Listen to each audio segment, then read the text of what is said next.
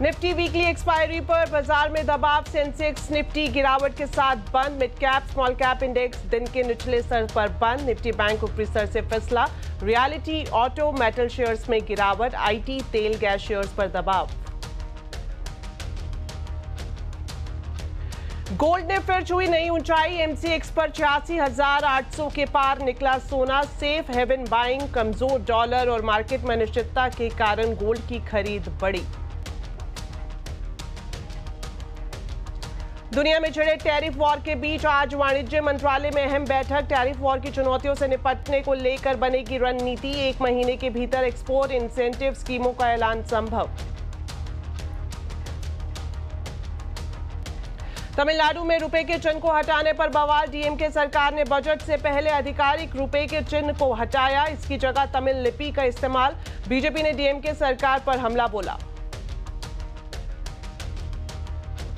देश भर में होली की जमकर धूम। बरसाना और वृंदावन से लेकर पूरे देश में होली के रंग में रंगे नजर आ रहे हैं लोग। भारत पाकिस्तान बॉर्डर पर जवानों ने खेली होली। संभल के कार्तिकेय मंदिर में 40 साल बाद खेली गई होली। चप्पे चप्पे पर सुरक्षा। पुलिस ने किया फ्लैग मार्च। कल जुम्मे की नमाज का वक्त भी बदला गया। ट्रेन हाईजैक पर पाकिस्तानी सेना का ऑपरेशन खत्म होने का दावा। कहा ऑपरेशन में मारे गए 33 बलूच विद्रोही। ऑपरेशन से पहले 21 बंधकों की मौत की मानी बात। बीएलए का करीब 150 सैनिक अभी भी बंधक होने का दावा।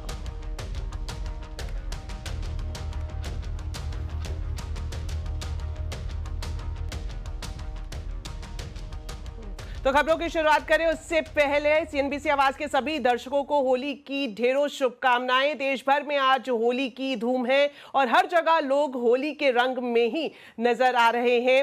वृंदावन की बात करें, बरसाना की बात करें, अयोध्या की बात करें, देश के हर एक हिस्से में होली का रंग जमा हुआ है। उत्साह और खुशी की लहर पूरे देश में देखने को मिल रही है। अयोध्या में रामलला की प्राण प्रतिष्ठा के बाद दूसरी बार होली ये मनाई जा रही है।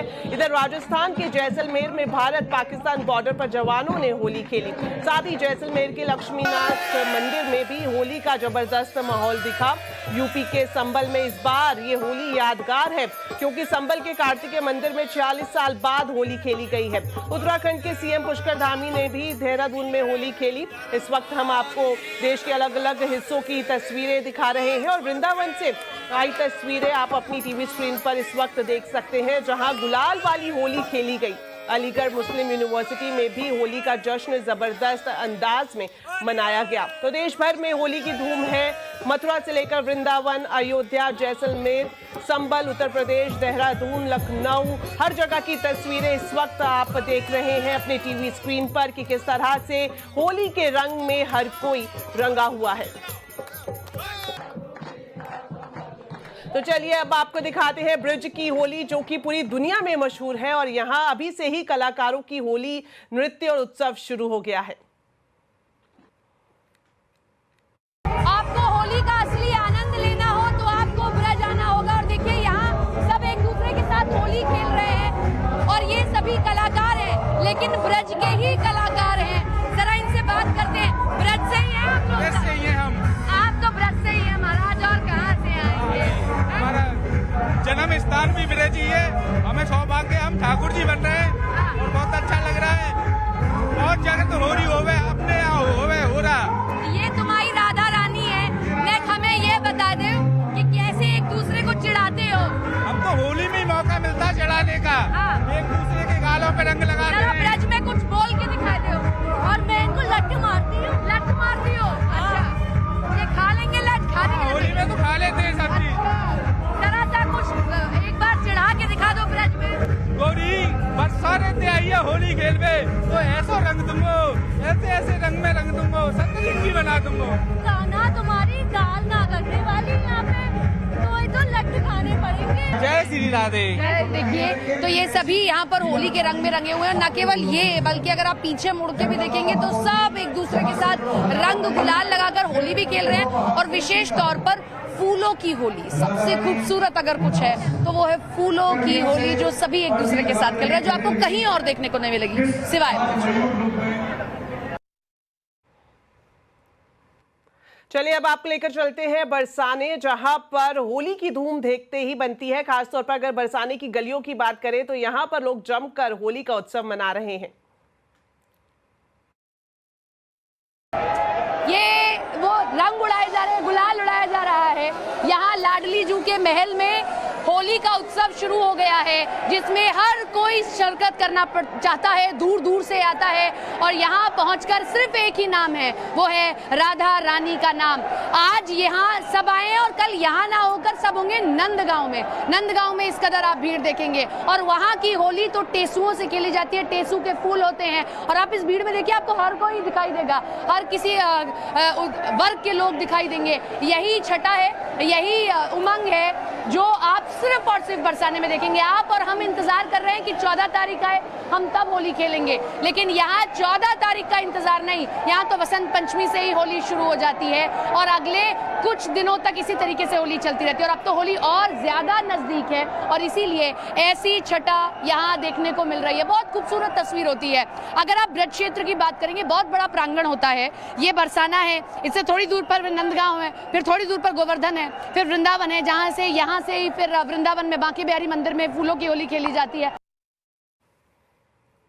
वाकई अगर बरसाना की होली की बात करें तो इसका रंग अलग ही दिखाई देता है और जिस तरह से मेरी सहयोगी आपको दिखा रही थी वृंदावन बरसाना किस तरह से होली के रंग में रंगा हुआ है। अब तस्वीरें आपको दिखाते हैं संबल के कार्तिकेय मंदिर की, जहां पर इस बार होली का नजारा ऐतिहासिक रहा।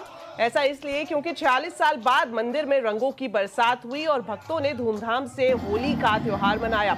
संबल में इस आयोजन को लेकर जबरदस्त उत्साह देखने को मिला। आप तस्वीरों में देख सकते हैं नाचते गाते झूमते हुए जो लोग हैं यहाँ पर होली का त्योहार मना रहे हैं। मंदिर प्रांगण की बात करें तो यहाँ पर श्रद्धालुओं ने अबीर गुलाल उड़ाकर उत्सव मनाया और साथ ही फाग गीतों की गूंज से भी पूरा माहौल भक्तिमय हो गया। वर्षों बाद हुए इस आयोजन से स्थानीय लोगों में खुशी की लहर है। संबल में होली से पहले आज पुलिस ने फ्लैग मार्च भी किया। होली से पहले संबल में सुरक्षा व्यवस्था कड़ी कर दी गई है और चप्पे चप्पे पर प्रशासन नजर बनाए हुए हैं। खासतौर पर सीसीटीवी और ड्रोन के जरिए पूरे शहर की निगरानी की जा रही है। तो चलिए आम लोग किस तरह से होली का उत्साह मना रहे हैं ये हमने आपको दिखाया। बात करते हैं सांसदों की जिन्होंने आज होली खेली। संसद में कल देर शाम कुछ सांसदों ने होली का उत्सव मनाया और अब उनके होली के उत्सव की तस्वीरें सामने आ रही हैं। तस्वीरों में आप देख सकते हैं समाजवादी पार्टी की सांसद प्रिया सरोज ने संसद में जमकर होली खेली। उन्होंने बीजेपी सांसद जगदंबिका पाल समेत कई अन्य सांसदों को रंग लगाया। होली सेलिब्रेशन के वीडियो में सपा सांसद आनंद भदौड़िया समेत कई और सांसद भी नजर आ रहे हैं। तो सांसदों के होली की तस्वीरें इस वक्त आप देख रहे हैं।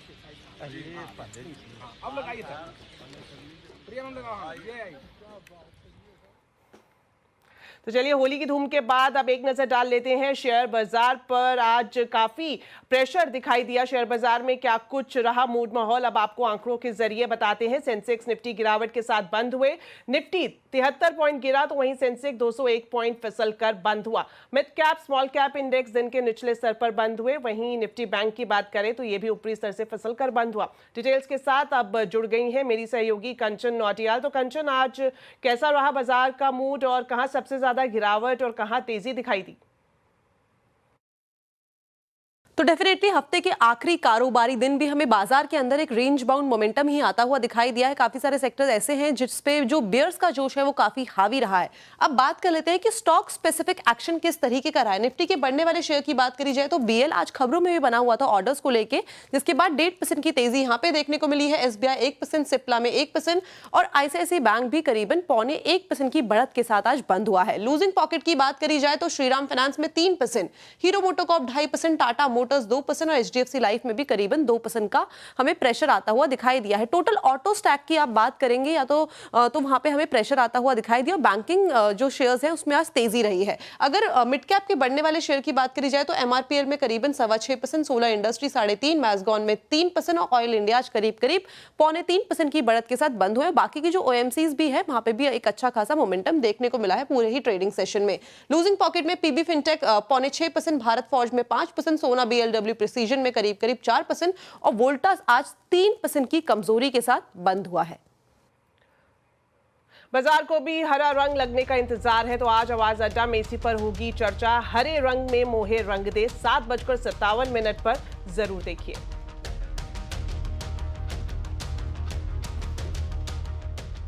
चलिए अब बात करते हैं सोने के दाम की, जो लगातार रिकॉर्ड ऊंचाई पर जाते हुए दिखाई दे रहे हैं। कॉमेक्स की बात करें तो पिछले 2 हफ्ते से लगातार यहां पर जो सोने के दाम है वो ऊंचाई पर बने हुए हैं। क्या कुछ इसके पीछे वजह है और आगे कहां तक ये दाम जा सकते हैं, अब जानते हैं। मेरी सहयोगी मनीषा गुप्ता हमारे साथ जुड़ गई हैं। मनीषा जी बताएं, जो रिकॉर्ड हाई पर सोने के दाम दिखाई दे रहे हैं, इसके पीछे बड़ी वजह क्या है?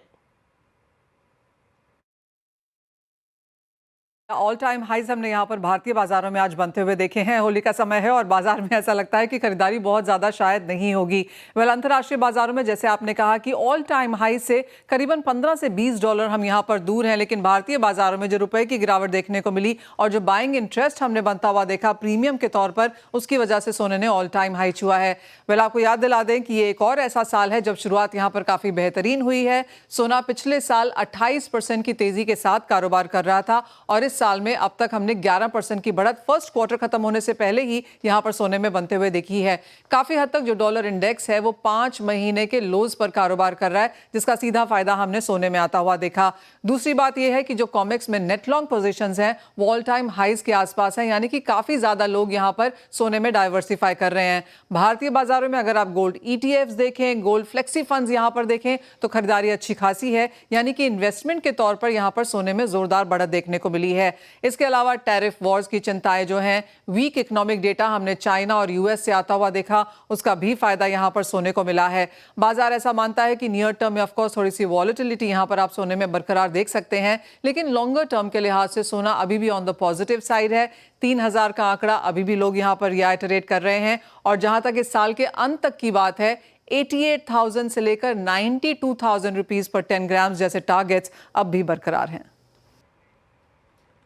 जी शुक्रिया मनीषा जी इस पूरी जानकारी के लिए। तो जिस तरह से मनीषा जी जिक्र कर रही थी कि टैरिफ वॉर की वजह से देश दुनिया में अनिश्चितता का माहौल है, और इस बीच आपको बता दें आज वाणिज्य मंत्रालय में इसी पर ही एक अहम बैठक हो रही है। इसमें टैरिफ वॉर की चुनौतियों से निपटने को लेकर रणनीति बनाई जाएगी। पूरी डिटेल्स के साथ अब सीधा जुड़ गए हैं मेरे सहयोगी आलोक प्रियदर्शी। तो आलोक बताएं, इस बैठक में आज क्या कुछ मुद्दों पर बातचीत हो सकती है? बिल्कुल, देखिए इस मीटिंग में जो सबसे बड़ा मुद्दा है वो यही है कि जो वैश्विक चुनौतियों और जो US के टैरिफ वॉर की वजह से जो भारत का एक्सपोर्ट घटता जा रहा है, पिछले 3 महीनों से लगातार एक्सपोर्ट में गिरावट है, उससे कैसे निपटा जाए। क्या उसके लिए एक्सपोर्टर को कोई इंसेंटिव देने की जरूरत है? हालांकि जो हमें सूत्र बता रहे हैं कि सरकार एक्सपोर्ट इंसेंटिव देने की तैयारी कर रही है और इसमें अलग अलग स्कीमों के तहत कई सारे इंसेंटिव का, फाइनेंशियल इंसेंटिव का ऐलान हो सकता है। हालांकि इसमें थोड़ा समय लग सकता है, महीने भर का समय लग सकता है एक्सपोर्ट सेक्टर को इंसेंटिव देने में। तो जो आज वाणिज्य मंत्री पीयूष गोयल की अध्यक्षता में देश के जितने भी एक्सपोर्ट प्रमोशन काउंसिल हैं उनको बुलाया गया है इसी मुद्दे पर चर्चा करने के लिए कि आखिर किस तरह की उन्हें दिक्कतें हो रही हैं, किस तरह के इंसेंटिव चाहिए, US टैरिफ वार की वजह से उनको कारोबार एक्सपोर्ट करने में क्या दिक्कतें आ रही हैं और दूसरे जगहों से एक्सपोर्ट में किस तरह से गिरावट हुई है। इन तमाम मुद्दों पर इस बैठक के अंदर चर्चा की जाएगी। और यह भी बताया जा रहा है कि बजट में भी कई सारे एक्सपोर्ट इंसेंटिव का ऐलान किया गया था। खासतौर से एक्सपोर्ट प्रमोशन मिशन के तहत 2250 करोड़ रुपए का बजट का एलोकेशन भी किया गया था। इसके तहत किस तरह से एक्सपोर्ट इंसेंटिव दिया जा सकता है, इसके लिए भी अब इस बैठक के अंदर चर्चा हो सकती है। तो कुल मिलाकर पूरी जो दुनिया में इस वक्त उथल पुथल मची हुई है और उसके बीच में भारतीय एक्सपोर्ट पर असर पड़ रहा है, उसको कैसे कम किया जाए, एक्सपोर्ट कैसे बढ़ाया जाए, इन सारे मुद्दों पर इस बैठक में चर्चा होगी।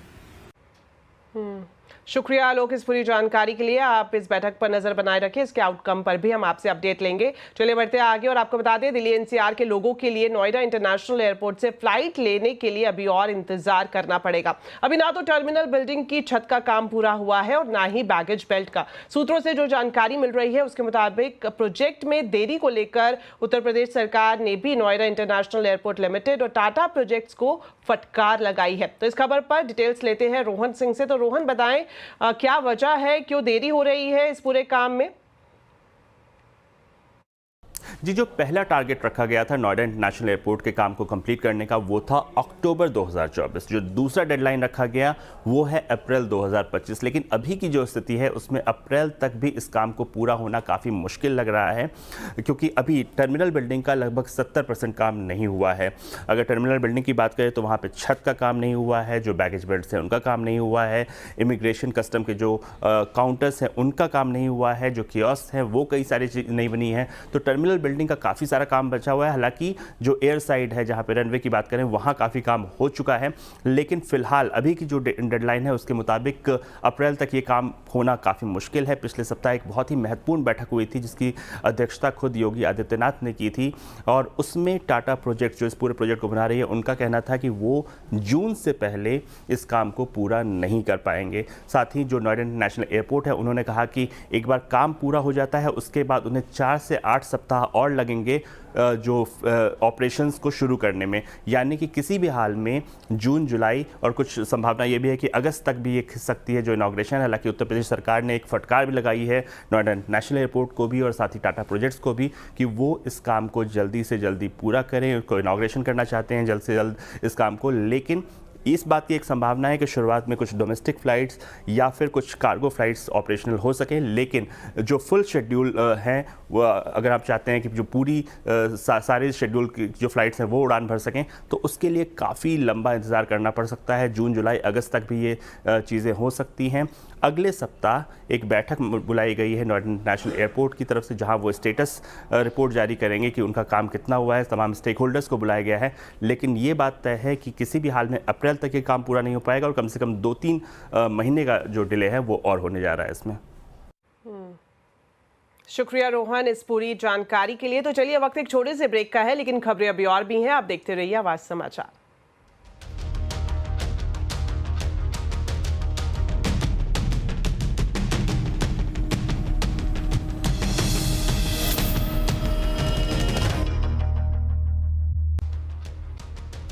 ब्रेक के बाद आपका स्वागत है और अब खबर तमिलनाडु से, जहां पर बजट से पहले सरकार ने ये बड़ा फैसला लिया है कि जो आधिकारिक रुपए का चिन्ह है अब उसकी जगह तमिल लिपि लेगी। तो ये बड़ा फैसला लिया गया है बजट से पहले, और हम आपको बता दें कि ऐसा पहली बार हुआ है जब किसी राज्य ने राष्ट्रीय मुद्रा चिन्ह को नकारते हुए नेशनल एजुकेशन पॉलिसी के विरोध में अपना रुख और मजबूत किया है। आप अभी अपनी स्क्रीन पर वो तस्वीर देख रहे हैं, 2024 की बजट की तस्वीर है जिसमें रुपए का चिन्ह लगा है। जबकि दूसरी तस्वीर जो हम आपको दिखाएंगे वो 2025 के बजट की है जिसमें रुपए के चिन्ह को हटा दिया गया है और उसकी जगह तमिल लिपि का इस्तेमाल किया गया है।